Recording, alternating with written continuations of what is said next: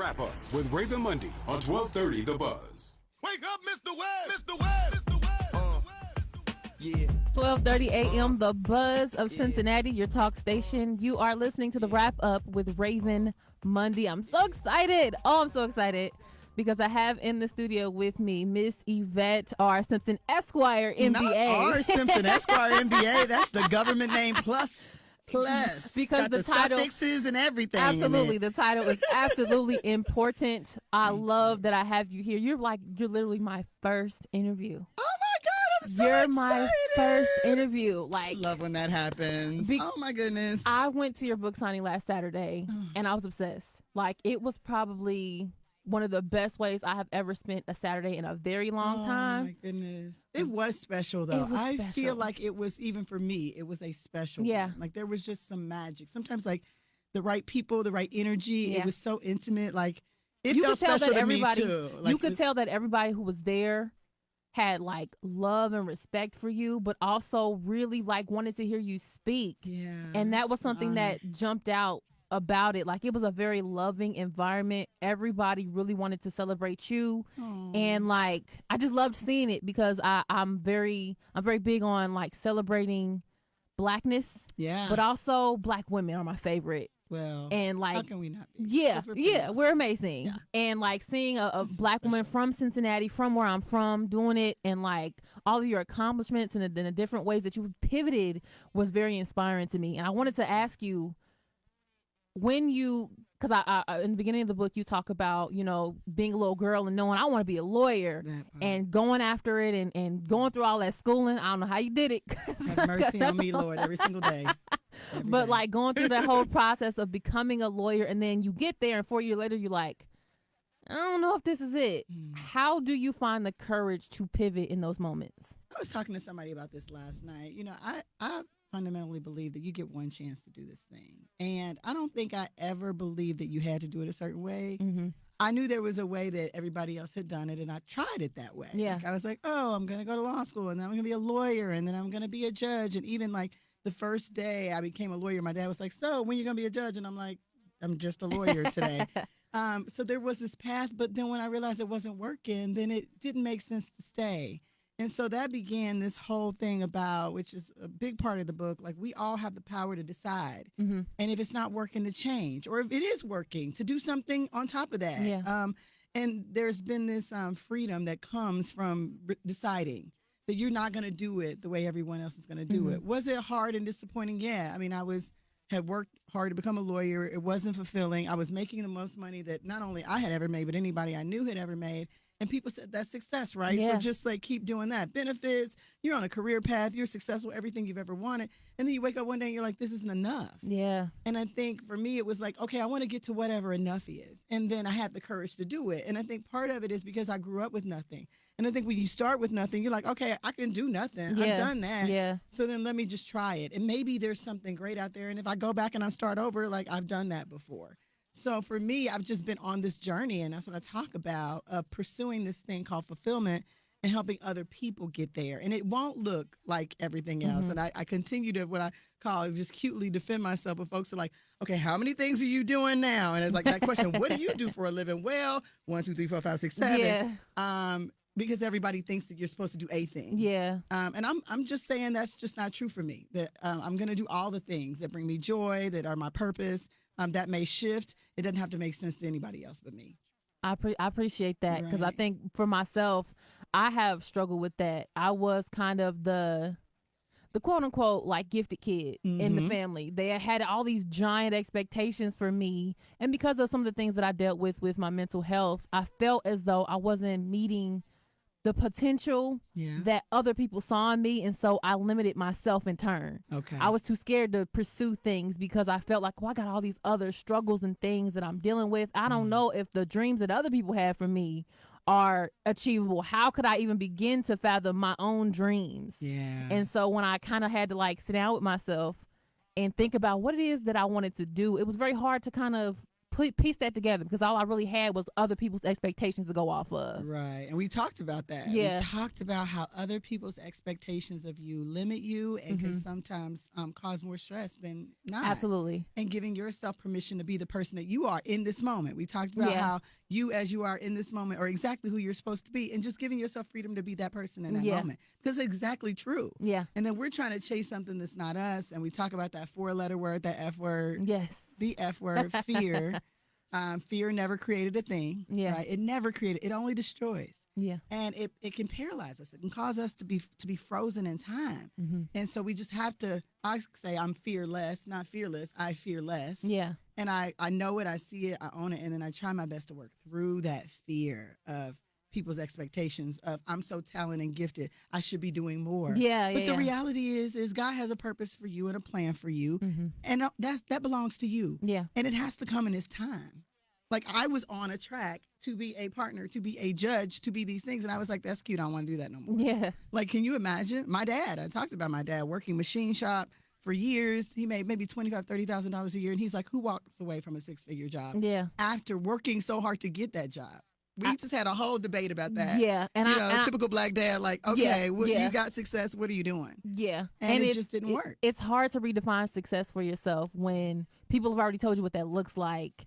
And I think that's something that a lot of us struggle with is how do I redefine what success looks like when I am attempting to pivot? Because I knew what success looked like when I was doing this one thing. Right. And I've now identified that I don't actually really want that. So what advice would you give to somebody who is trying to redefine what success is? And I want to preface this by saying in the book, you say that you often check in with little Yvette. Little Yvette, me and her talking all the time. That And girl. when you are considering making a pivot, when you are considering, pursuing something different or new, you check in with her and you ask, like you kind of have that conversation and, well, what is it that we are wanting to do here and achieve here? Yeah. And you always refer back to little Yvette. And if y'all are in agreement, then you're like, okay, good, let's go. Cool. Yeah. Yeah. When you're young, that's the one time I feel like you're encouraged to dream. Like people ask you what you want to be like every day. And then like you can say like, I want to be an astronaut. And people are like, great, Yeah. But when you get older, nobody asks you that.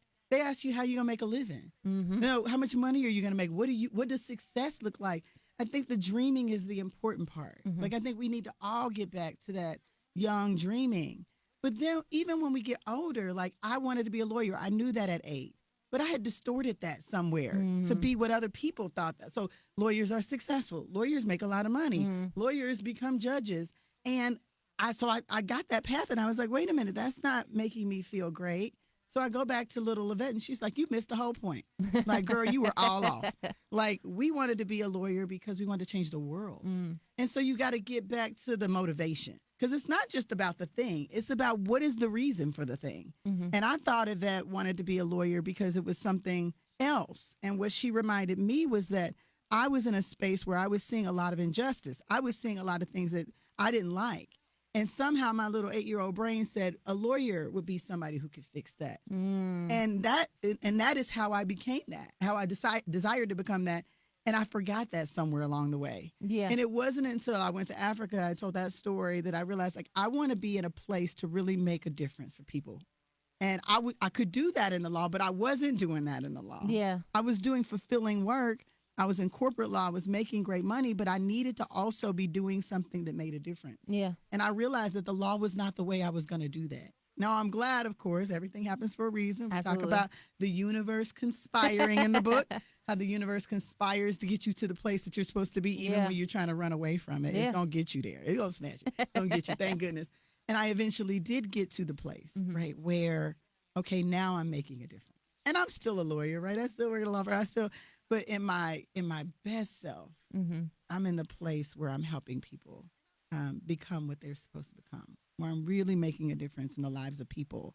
And so every single time I make a shift, I have to go back to her and check my motivation. Yeah. Check the motivation. Am I doing this as something that because somebody tells me to do it, because it seems great, or is this something that really in my heart of hearts is something I'm supposed to do? That is really my motivation. And the reason you go back to that person is because that's the most purest form of yourself. It's the place where you knew yourself. It's the place before the world started telling you who you were. It was a time when you could dream. And so I tell whole grown-up people, And there's a part in the book where you get to dreamcast. And dreamcasting is so amazing. It's such a beautiful place where you can think about what you want to be and who you are without the constraints of life, without the constraints of, realistic. Yeah. And then once you've done that, you can start to think about the practical ways to make that happen. I love that because when I was at the book signing, somebody asked you a similar question and you made it clear. We got to be practical. Like at some point, we do have to be practical. We do. Okay, Beyonce, if you listening, girl, stop telling people to release their job. Okay, Release stop, your job. girl, stop. People calling me like, Beyonce told me to release my job today. I'm like, did Beyonce tell you how you gonna pay your rent tomorrow? Right. No, when you make a decision to shift, Yeah. we still have to be able to live, right? Like most people cannot release their job. Yeah. Not today. But if you want to shift, there is a way to get from here to there. And there's a very practical way. This does not exist completely devoid of, because we still have to, make ends meet. But I have successfully helped people get from here to there. We might make a 2-year plan. We might make a 3-year plan for you to get from here to there. If you're raising kids and you're the breadwinner, like you can't just be like, okay, mama quit her job today. Yeah. I'm going to pursue my dream. Good luck. But there is a way. And that's the second part of the book, which I'm so excited about, because if I had just wrote a book about purpose and didn't write a book about intention, then people would be like, oh, I love what I'm planning to do, but I don't know how to get there. And so this very practical part of the book where we talk about you control more than you know, and you can take these very real steps over time to get from where you are to where you're going. Because I didn't just release my job, right? Like I had a plan over months and months of how my story is crazy because it's kind of roller coastery. I knew I wanted to get out and I needed to give myself some space to figure out what was next. So I went into a job that gave me the freedom and the time to think. Gotcha. And then I went on a path after that. Gotcha. I gotta take this break. When I come back, we'll talk to a few people. I think somebody wants to talk to you as well. If you're open to that, I'll open up the lines. If you want to talk to Ms. Yvette, I'm an open book. Let's go. Absolutely. If you want to talk to Ms. Yvette, call me at 513-749-1230. When we come back, I'm going to ask her about something that she talks about in the book. I want to ask you about the 3 Ps, and I want to ask you about the tree experience, because that was the moment during your book signing that I was like, oh my gosh, that has literally been my life for the last 2 years. And I need you to like go in depth about that. But we'll be right back. It's 12:30 a.m. The Buzz of Cincinnati, your talk station. 12:30 a.m. The Buzz of Cincinnati, your talk station. You are listening to the wrap up with Raven Mundy on the very first episode of Names to Know in Cincinnati. A name you must know, you absolutely must know, is Yvette Simpson. Like when I talk about the fact that I didn't know you were like the jack of all trades that you are. You do real estate. You are a lawyer. You have your own wine, which is amazing, by the way. You had it at the book signing, and it was so good. Yeah. Just like all of these things that are under your title. How do you manage it all? Very carefully. Sometimes it manages me. I'm just gonna be transparent. Yeah. I'm getting to a place too, I think as I get older, where I'm realizing that some things need more attention than others. It's like tending a garden. Some things need you to be in it all the time, and some things you give it a little water and it's gonna be fine.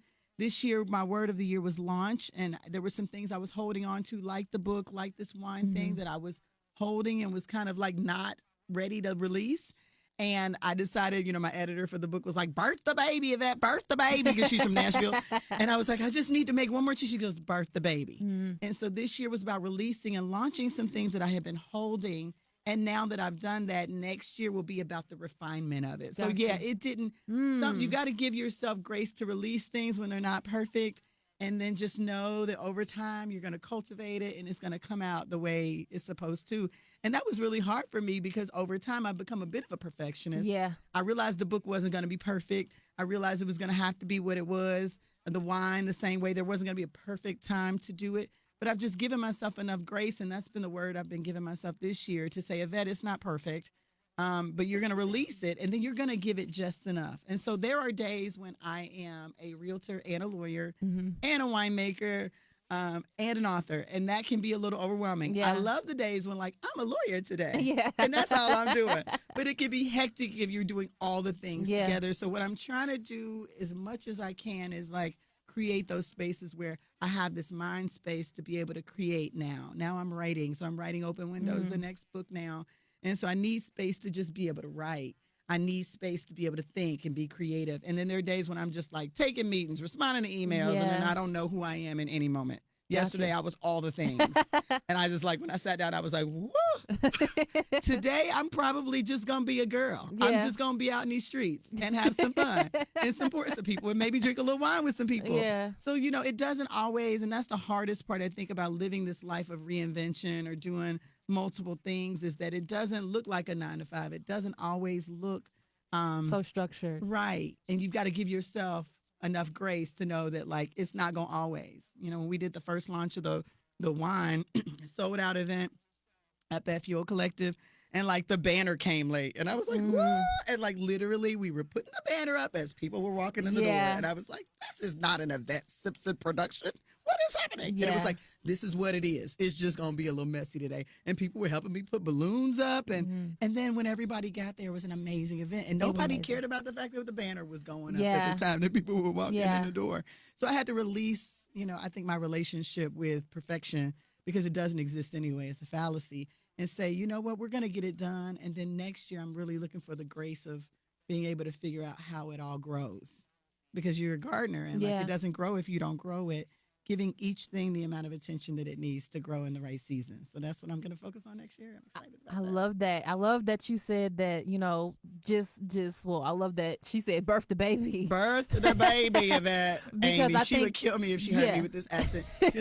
She just said, she's like my book doula. Yeah. Like, because I just kept holding it. And she was like, why a baby comes out eventually after 10 months? She was like, because you would just never release it. And when she said I could release it, not that I could, but that I should, I always have the power to, I trusted that, and then I finally did. And then I still am like, oh man, I should have done this. Or there was this one part. And she said, it's never going to be that. And that's the process of being a writer, is that you're always writing. I also love the metaphor of that and the meaning, some of the deeper meaning behind it, because as you said, when you are, I've never had children before, but I'm sure when you are like in the process of being pregnant and carrying a child, and you have all these expectations for how you want the delivery to go and how you want all of those new experiences that you've never had before to go, you want everything to be perfect. A lot of moms talk about, building the nest before the baby gets there and wanting everything to be in its place. And then sometimes it just doesn't go that way.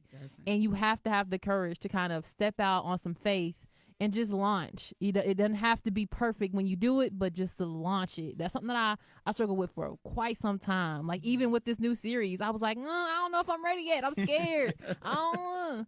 But it's about birthing a baby. Yeah. And so in that regard, I want to talk to you about your tree experience, because that was kind of my tree experience. I kept coming back to this place where I know what I want to do, but I'm scared to move. And I'm a year from now, I don't want to be back here where I'm scared to move on this idea that I have. So let's talk about that tree experience. The tree experience is so it's always the thing I feel like when I'm doing trainings or I'm coaching that people gravitate towards, because we understand this thing of patterns.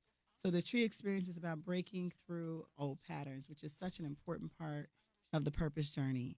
And so it goes a little like this. I'll see if I can do an abbreviated version for radio. But when you're walking through a forest, you see a tree that's familiar, it's unique, it's different, right? And you note it, but you keep walking, and then you keep walking and walking and walking, and you see the tree again. And you know the tree again. Hey, yeah, that's a really unique tree. Kind of odd that there's two trees that are the same. You keep walking, and you see the tree a third time, and that's when you realize that you're going in a circle. And so many people don't notice the first time.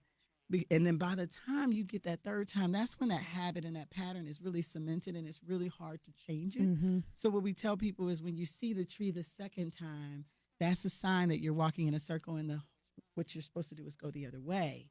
If your objective is to get out of the forest, right? Yeah. And it has its roots in biblical, people in the Israelites and the walking in a circle for 40 years in the forest. It has this biblical perspective, and it was a spiritual advisor who talked to me about the tree, because I was I had a series of trees. The relationship tree is the tree that most people love. I was dating the same guy, different face, right? Oh, Lord. Wondering why I can't find love, same guy. That just hit different me. face. Yeah, that just hit me real hard. Yeah. So like date somebody different. Yeah. I mean, yeah. I actually at times would date the same guy, like go back to the same guy, which is like, oh my God, yes. talk about Yeah. not a smart thing to do. Because it's a comfort there. There he is. Yeah. There he is. But you know that it's going to be the same. Yeah. It's not going to be different. You can say it is. Yeah. And so you get into these patterns, you know, jobs, you know, you've been applying for that job at your office. How many times?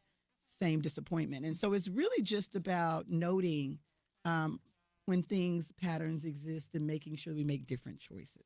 And so people really gravitate towards it. I had done a talk for the YWCA, and like I saw people literally crying over this tree thing because we know what it is. Yeah. And it is really so hard to break those patterns. It's hard to do the different thing because, like you said, you get familiar. Yeah. It's comfortable. I Yeah. know what it is, but it keeps you stuck. Mm-hmm. And if you're walking in a circle, you're not going nowhere. You're not going forward. And in order to fulfill your purpose and be the person you're supposed to be, you need to be moving forward. And so that tree experience really grabs people. And honestly, I stay way too long in friendships, relationships, and work experiences because of that comfort thing. It's a real challenge. And I have to remind myself, girl, that is a tree. Like, do you not see that tree again? Yeah. Like, get out, go, say goodbye. It's really okay. And so I've had to like remind myself. So part of this is like you write this book and everybody thinks you're so wise. And Yeah. like, no, I have to go back to my own book and my own stuff. And Yeah. it's funny when like my friends, my husband be like, you're doing the tree thing again. Like people, I'm like, you're not going to use my words back on me. But Don't it is use my logic against but me. it is the truth. So the tree experience is a really important part of the purpose journey because some people don't even notice it. But once you notice it, now you're going to start to recognize those things in your life that you keep doing over and over and over again, those messages that motivate you in a not so good way, that take you on a tailspin. Again, those relationships, those opportunities, you keep giving chance after chance, and really what you need to do is just do something different. Yeah, I love that. Yeah. I'm going to, real quick, if I can get a minute of time. Frazier, you wanted to talk to Miss Yvette? Yes, good morning to you and Yvette Simpson. Morning. am at a disadvantage because I haven't read the book, but you seem to be saying that fear is also a motivator. Could you talk about that a little bit? Because you seem to talk about fear as being a negative, but fear can also be a positive, which seems to be what you're saying in a lot of your comments this morning. Yeah, I mean, I think it's all about putting fear in its place, right? Like fear protects us, right? Like it keeps me from trying to jump out of a plane without a parachute. Like it keeps me from doing things that would harm me. It can be a good thing, right? Like that's what it's supposed to do. It can become negative when it's this thing that keeps you from doing the things that you should do. When it becomes destabilizing, when it becomes something that we call, it's false evidence appearing real. We have to remember that no matter how fear shows up, it's actually not real.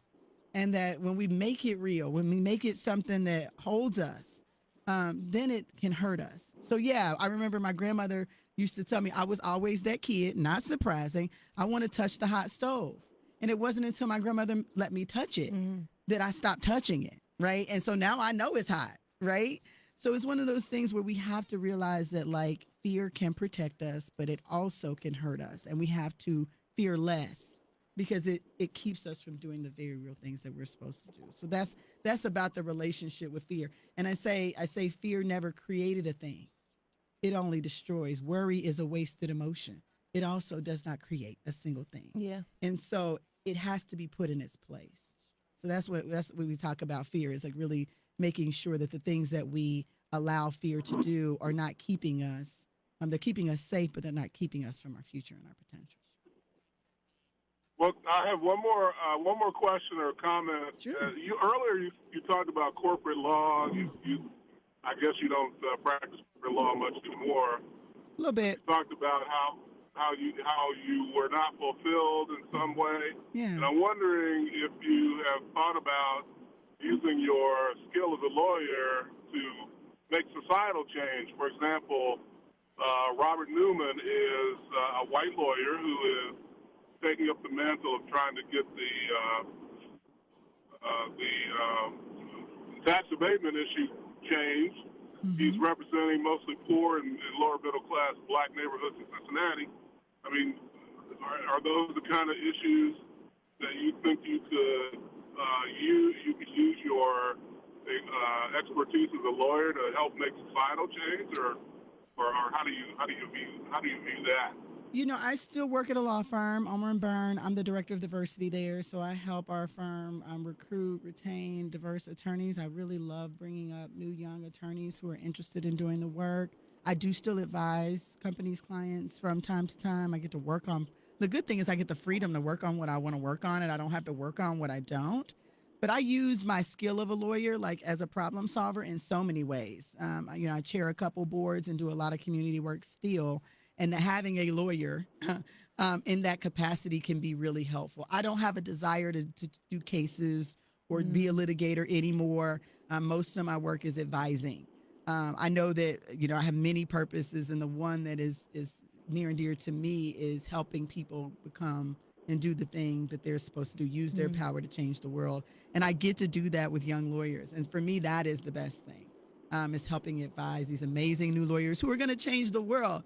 I always say my power mantra is I am the ripple that becomes the wave. And so I used to think I was the wave. Yeah. And I'm actually not. I'm like the pebble. And then I have all these waves of people who I've had the chance to coach and advise.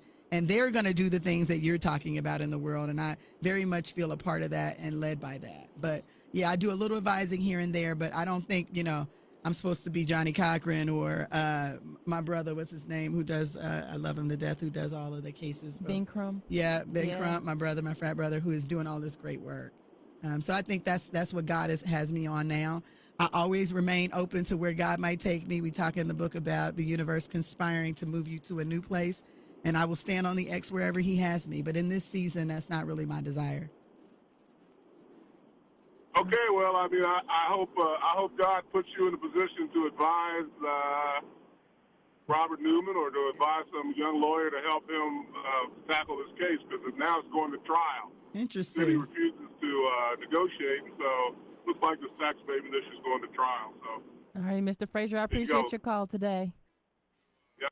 Yes, sir. I gotta go to this break. Amen. If you have any other questions or anything, when we come back, we'll get into the difference between the 3 Ps. I can't wait to get into this because I think it's important for us to know the difference between these 3 things. We'll get into it when I come back from break. It's 12:30 a.m., The Buzz of Cincinnati, your talk station. Even Monday on 12:30 The Buzz. 12:30 a.m., The Buzz of Cincinnati, your talk station. You are listening to the wrap up with Raven Monday. And you are also listening to my interview series, Names to Know in Cincinnati. One of those very important, impactful names is Yvette Simpson. I do have her in the studio, and we're talking about her book, On Purpose, The Power of Authenticity and Intention. And in the book, she talks about the 3 Ps and the difference between the 3 Ps. And following up on a little bit of something we were talking about during the break, I was telling her that for a long time, I felt like my purpose was like a destination where I wasn't really comfortable because I thought, well, I'll know what it is when I get to this point in life. But it kind of explains what she just said to me by talking about the 3 Ps. And the 3 Ps are, Miss Yvette. So there is your passion, which are the things that bring you joy, and they're very important.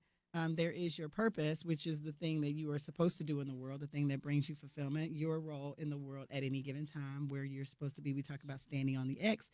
And then there's your profession. That is the thing that you decide to spend your time on that pays you.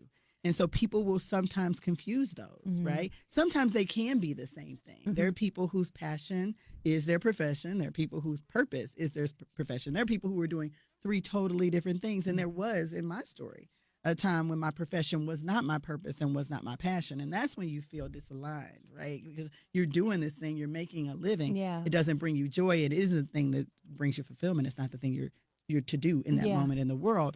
And so where you find the magic is when you have that alignment, right? When all 3 are in one. Or you're like me, where you're doing all 3. Yeah. Right? You could have a purpose and a passion and a profession that are different, but you're pursuing them all at the same time. And so when people get frustrated sometimes at work, it may be you're doing a job that actually helps you make a living, and it does fulfill you in some ways, but it's not your true purpose. And the book really at its heart is about helping people get to the purpose, the P that is most important, because that's the place where you find that we talked about that flow. Yeah.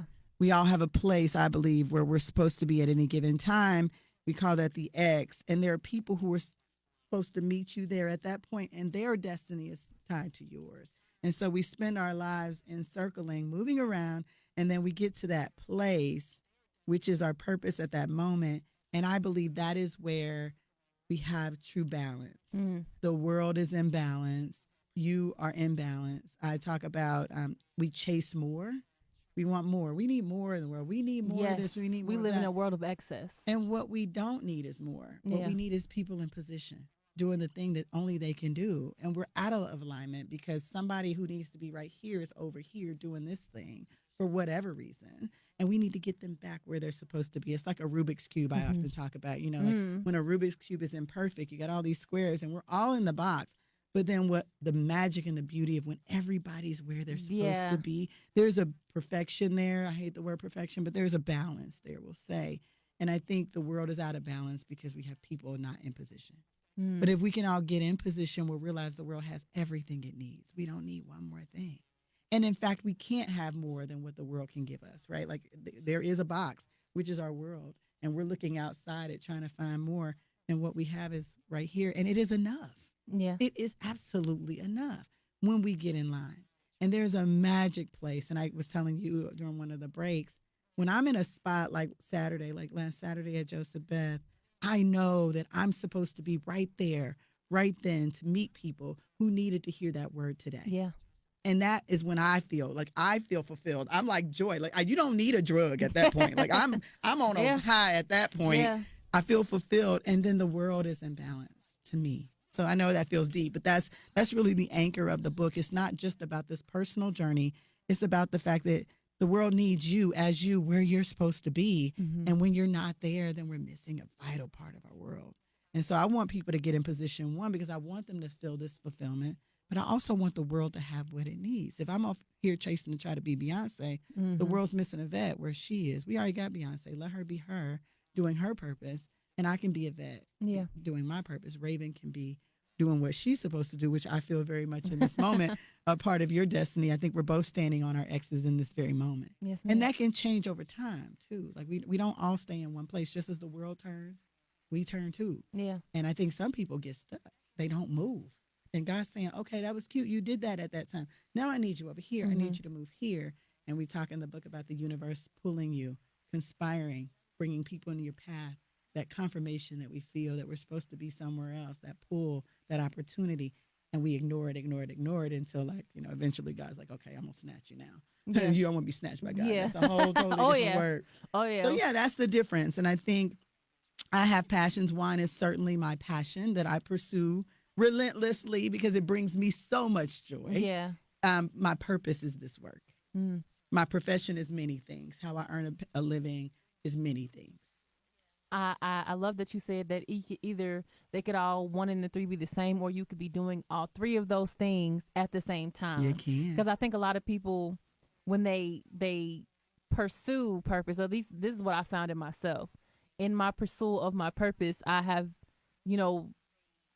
for a while, I did think that I had to be, all three of those things had to be like the same thing for it to count, for it to matter, for it to be my actual purpose. All three of these things have to be the same thing. But I love that, the concept of I don't have to be doing all three of those things in one, form or another. I could be doing these things, conglomerately, like together. They don't have to be just one thing. I think that helped me open my mind and open my heart again to dreaming and pursuing different opportunities, because I think when we realize that, oh dang, my profession is not my purpose, we get scared and we like, oh, I don't know what to do, I don't know where to go, I don't know where to look, because I thought that this was my purpose when I walked in the door and I filled out the application, and now it's not that, and now I don't know what to do. I don't know where even to look, because my 3 P's are not lining up, and they don't have to line up in the same place. They just have to be available to you and be actively pursued by you. So I really wanted to dive into the 3 P's for that reason. You did. I mean, we all know there are people who are teachers, who are natural teachers, who never spend a day in the classroom. Yeah. But they teach us. Yeah. In Sunday school, they teach us in life. That is their passion. That might be their purpose. It doesn't have to be their profession. They Yeah. might make a living. We know the people who can like burn, the people who can like cook, burn. Yeah. They never open a restaurant, but man, they food so good. Yeah. Like it was not supposed to be maybe their profession. Or Yeah. maybe it is. It doesn't have to be. But they still fill us with things that give us nourishment, Yeah. that bring us, joy, that are tasty. Yeah. So I think people have to align, and some people will chase, like they want to make their passion a profession, and maybe that's not even supposed to happen. Yeah. It's about what is supposed to happen in your life. Everybody's an individual. There are some people who should probably make their passion their profession. Like there Yeah. are people who wake up one day and like, man, I'm over here doing this job and then I'm doing all this baking. Like I'm just going to open a bakery. Yeah. And they go and do that and that thing like, Yeah. And so it's all about knowing yourself, right? So how do you gain that sense of awareness to know the difference for yourself? Well, again, this whole journey is really, really important. And I tell people, this is the first of 5 books. And when I coach people through this, we ask a lot of questions of ourselves. We dig really deeply because there are parts about owning a business that may not necessarily be Yeah. passion for you, that might not be great for you. And Yeah. if you love doing a thing, making it a business could actually destroy your love for it, right? Yeah. You have to love all the things in order to make it a profession, right? So if you find joy in doing the baking, but you don't find joy in doing the business, maybe the business part isn't your joy. Maybe you have a business partner and you do it, and maybe you don't. Maybe you just make it your passion. I don't need to make a living on wine. I don't. It's something that I love. The making it a business I may hate that. Yeah. I'm just going to continue to explore it and find joy in it until I'm told or I feel the inkling that I want to do more. But we don't give ourselves enough time to really sit with a thing and think, what do I love about it? What don't I love about it? Do I feel led to it? Do I feel I'm in the flow when I do it? I laugh now because I'm like, the thing that brings me the most joy is not doing legal work. I do get paid doing some of that. It's this work. I may not ever make enough to live on this work. An author, you make $3 a copy. It's not a lot of money. Yeah. But that's my purpose. And I need to do it for me and for the world. So I think it's just all about digging into why, the motivation. What do I love about this thing? What don't I love about this thing?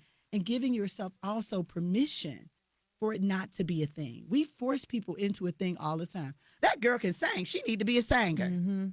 Girl, let's get your record deal. Yeah. Maybe you're supposed to be the person that inspires all of us on Sundays. Yeah. Or maybe you are.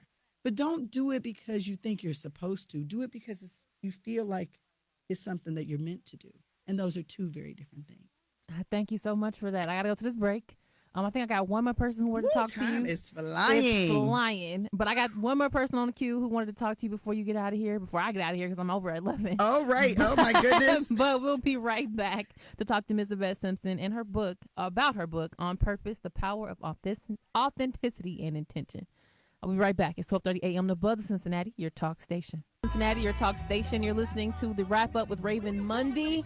In my interview series, Names to Know in Cincinnati, I am here with Yvette Simpson, author, lawyer, real estate agent, wine connoisseur and creator, like just the jack of all trades. And we've had such amazing conversations today. And I'm just I want to say before we get out of here in a few minutes, I'm so grateful that you were my first interview. I'm so grateful too. This means so much to me. Meant to be. Thank Yes, you, Lord, absolutely. for making that alignment. Absolutely. I'm going to go to the phones and talk to somebody who wanted to have a question and answer session with you as well, Mr. William Kirkland. How you doing? Fantastic. I'm so blown away. And even though this is your show is this segment is Names to Know in Cincinnati, we have to expand that for Yvette. And Yvette, let me say, I'm sure I voted for you on City Council, but what you are expressing now is just so profound. I've been on hold for another subject which I wouldn't even dare approach because this is flowing so wonderfully. I commend the host. I can't even think of Raven's name. You are just amazing. You are a national representative. You are divine. Everything you doing is divine. And I do want to say to my dear brother Frazier that me and him can get behind Attorney Robert Newman and what he's doing, because you're doing what you're supposed to do. And one of the things we need to do as individuals is listen. You answered the questions over and over. And so, but I do want to ask you this. With all that you're doing, and somebody else can think that you are so special that you can handle that, but they don't have the resources, or they don't have the confidence, or they don't know which direction they want to go in, and you sort of answered that too. Or can you also talk about the importance of failing and getting back up again and not letting that define you? And I'm going to shut up in case somebody else wants to know. In fact, I'm going to hang up. Love you. Peace and blessings. I'm getting the book. It's a beautiful cover.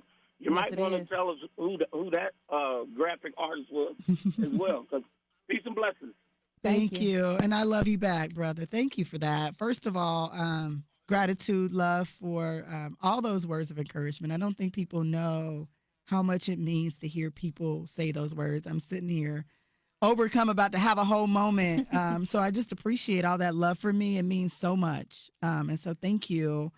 I think I start this book with a poem about growing up in Lincoln Heights, the daughter of a mentally ill mother and a drug-addicted father, having so many struggles, including couch surfing from 16 to 18, because it's important for people to know that we have valleys and we have hills, and I have had them all.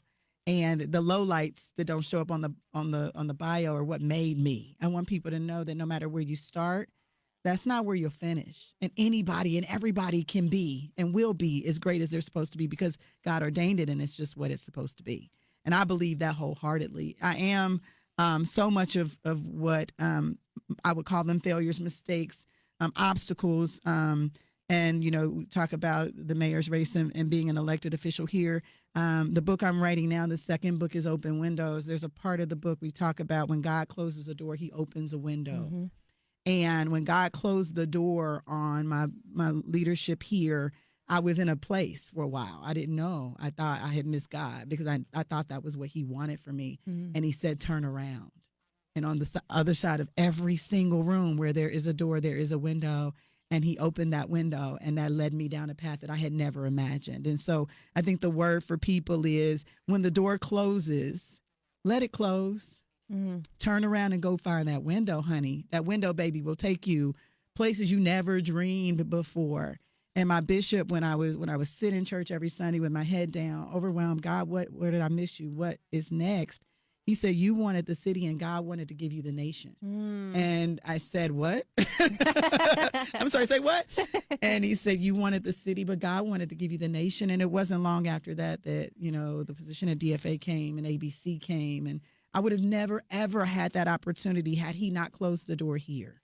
And as sad and as frustrated and upset as I was that I didn't get the thing that I thought I wanted, God gave me everything I needed. And more than I could have ever imagined. And there's some peace in that. And I want people who are listening to know that when God closes a door, baby, don't try to open that door back up. No, you go find that window. There's somewhere else that God has for you, and it's going to be bigger and better than you ever imagined. And I remember people telling me, when God closes a door, and I said, I don't see no windows. Mm-hmm. And my bishop said, just wait. And I'm glad I did. And he has me on this journey where all I see is windows now. You search for the window before you search for the door. That part. And then you start to see opportunity. You start to see that you're more than just a profession. You're more than what you thought you were. I'm more than Councilwoman Yvette Simpson. I'm more than mayor. He has something more for me and different, and not more and better, because it's not about relative betterness. Yeah. It's where you're supposed to be. And I had that. I'm so glad I had that. That time was one of the most fulfilling in my life, because at that time I was doing the work that God had me do here, but he was having me do that to position me for the other things in my life. And so, yes, I do find real joy, and this is where I'm supposed to be. And I thank you for supporting the work. The graphic designer, so I know if you turn the book on its side, you'll see there's a profile of the face. It looks like mountains. That is actually my face. Oh, that's amazing. Yeah, they did the profile of my face, and so I guess I am on the cover of my book somehow. Yes, ma'am. I appreciate you so much, Miss Yvette, for coming in and doing Names to Know in Cincinnati with me today on the wrap-up. Thank you so much for coming in. I'm just so excited. I can't wait to finish the book. And if you want to get the book, it is available on Amazon. Make sure you search it on Joseph purpose. Beth as well. Absolutely. I appreciate you for listening, and I'll see y'all next Saturday for the wrap-up with Raven Monday on 12:30 a.m. The Buzz of Cincinnati, your talk station.